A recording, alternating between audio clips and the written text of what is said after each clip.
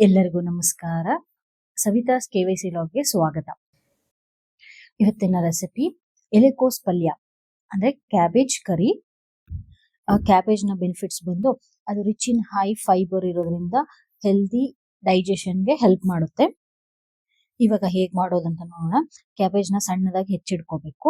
ಅದಕ್ಕೆ ಬೇಕಾಗಿರೋ ಒಗ್ಗರಣೆಗೆ ಬೇಕಾಗಿರೋ ಒಂದು ಈರುಳ್ಳಿ, ಟೊಮೆಟೊ, ಹಸಿಮೆಣಸಿನಕಾಯಿ ಮತ್ತೆ ಕರಿಬೇವು, ಕೊತ್ತಂಬರಿ ಹೆಚ್ಚಿಟ್ಕೋಬೇಕು. ಒಂದ್ ಬಾಂಡ್ಲಿಗೆ 3 ಚಮಚ ಎಣ್ಣೆ ಹಾಕಿ, ಎಣ್ಣೆ ಕಾದ ನಂತರ ಸಾಸಿವೆ, ಜೀರಿಗೆ, ಹಸಿಮೆಣಸಿನಕಾಯಿ, ಈರುಳ್ಳಿನ ಹಾಕ್ಬಿಟ್ಟು ಚೆನ್ನಾಗಿ ಫ್ರೈ ಮಾಡ್ಕೊಳ್ಳಿ. ಈರುಳ್ಳಿ ಎಲ್ಲ ಚೆನ್ನಾಗಿ ಬೆಂದ್ಮೇಲೆ ಒಂದ್ ಅರ್ಧ ತಾಸು ತೊಗರಿಬೇಳೆ ನೆನ್ಸಿಟ್ಟಿರ್ಬೇಕು. ಆ ತೊಗರಿಬೇಳೆನ ಇವಾಗ ಒಗ್ಗರಣೆಗೆ ಹಾಕ್ಬೇಕು. ಚೆನ್ನಾಗಿ ಫ್ರೈ ಆಗ್ಲಿ.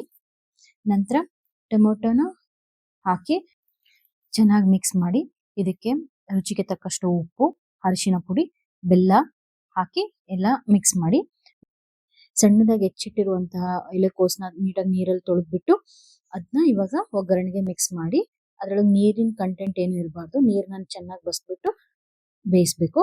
ಇದಕ್ಕೆ ಈ ಪಲ್ಯಗೆ ಹಸಿ ಕೊಬ್ಬರಿ ತುರಿದ್ಬಿಟ್ಟು ಹಾಕಿದ್ರೆ ತುಂಬಾ ರುಚಿಕರವಾಗುತ್ತೆ. ಲಾಸ್ಟಿಗೆ ಕೊಬ್ಬರಿ ಮತ್ತು ಕೊತ್ತಂಬರಿನ ಹಾಕಬೇಕು. ಮೇಲ್ಗಡೆ ಹಾಕ್ಬಿಟ್ಟು ಚೆನ್ನಾಗಿ ಮಿಕ್ಸ್ ಮಾಡಿ ರುಚಿಕರವಾದ ಕ್ಯಾಬೇಜ್ ಪಲ್ಯ ರೆಡಿ.